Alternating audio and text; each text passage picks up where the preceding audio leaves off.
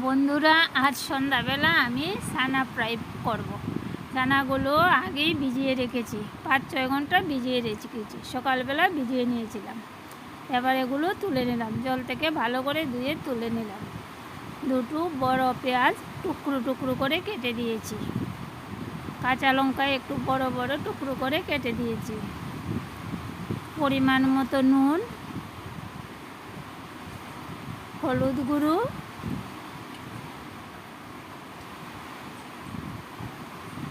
এক চামচ চাট মশলা, জিরে গুঁড়ো দিয়ে ভালো করে মেখে নেব। ভালো করে মেখে চুলায় একটি কড়াই বসিয়ে তাতে দিয়ে দিলাম রিফাইন্ড অয়েল। তেল বেশি দেব না। দিয়ে এবার মেখে রাখা চানাগুলো ঢেলে দিলাম। খুব বেশি সময় ধরে ভাজবো না।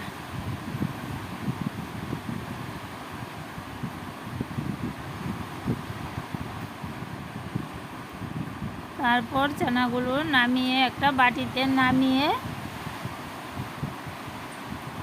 এই দেখুন বন্ধুরা, পেঁয়াজগুলো খুব বেশি ভাজা হয়নি। এবার 1 চামচ সরিষা তেল দিয়ে নেড়ে চেড়ে নেব। চামচ দিয়ে নেড়ে চেড়ে নেব।